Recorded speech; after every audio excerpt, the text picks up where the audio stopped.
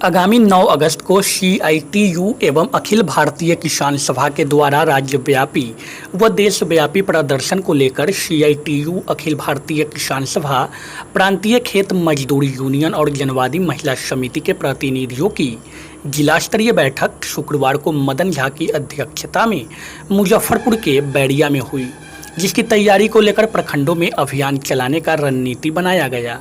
इस प्रदर्शन और अभियान में कृषि से संबंधित तीनों कानून और मजदूरों से संबंधित चारों लेबर कोड के खिलाफ, साथ ही बढ़ती महंगाई, डीजल, पेट्रोल और गैस के दाम में हो रही वृद्धि के खिलाफ एवं जिला के विभिन्न बाढ़ग्रस्त 20 क्षेत्रों में आवश्यक रिलीफ और बचाव की कमी के खिलाफ प्रदर्शन करने की योजना बनाई गई। इसकी जानकारी CITU के महासचिव गणेश शंकर सिंह ने दी। उन्होंने कहा कि प्रदर्शन को लेकर पूर्व में भी बैठक हो चुकी है। उन्होंने बताया कि इसकी तैयारी के लिए 15 लोगों की कमेटी बनाई गई है, जिसके संयोजक सुनदेश्वर सहनी को बनाया गया है।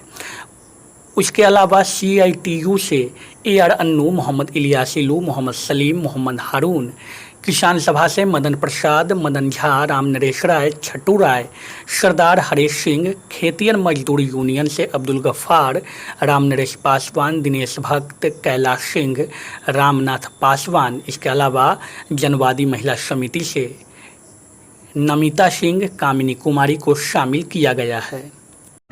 आज के डेट में हम लोग मुजफ्फरपुर के अंदर मुजफ्फरपुर के किसान सभा, खेत मजदूर यूनियन और CITU के यूनियन में काम करने वाले साथियों की एक बैठक की। बैठक की अध्यक्षता हमारे किसान नेता मदन झा ने की।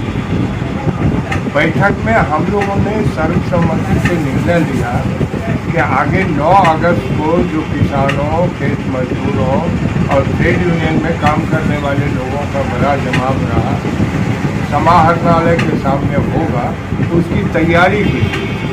मुजफ्फरपुर के अंदर सभी जिला का मूल्यांकन करते हुए हमने 2-3 जिलों को छोड़ के बाकी सभी जिलों को सूचीबद्ध किया कि वहाँ किसान नेता, खेत मजदूर नेता और CITU के नेता जाएंगे और बड़े पैमाने पर किस गांव से हम इसकी शुरुआत करेंगे, किस गांव में हम समाप्त करेंगे, उन साथियों को चयन करेंगे।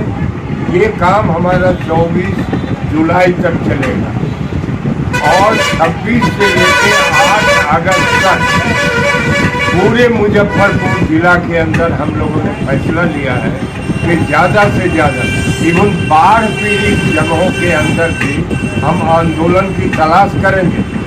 ये नीतीश की और मोदी की जो जपोषण की सरकार है, उसका जो आश्वासन वो एक मजबूत धोखा है।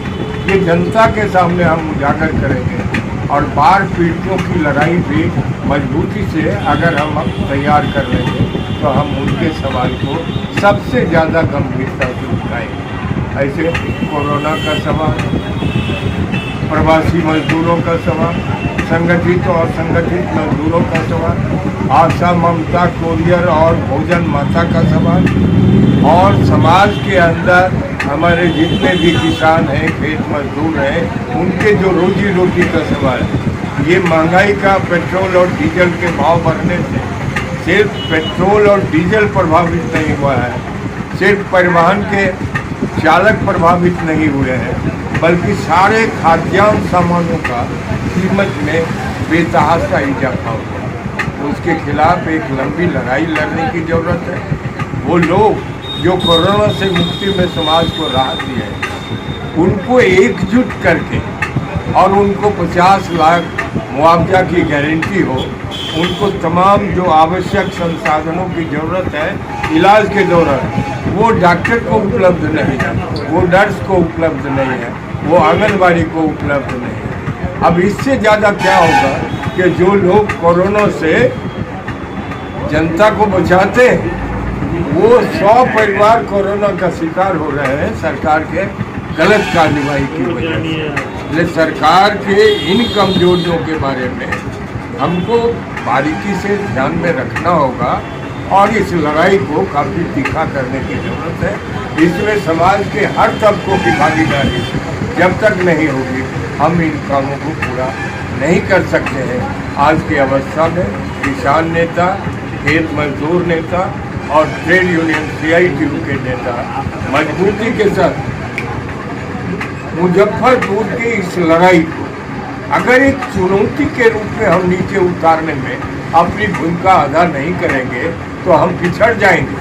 हमको 1942 के 9 अगस्त को याद करते हुए उससे भी भयानक अवस्था इस 9 अगस्त तक पहुंचने वाला है।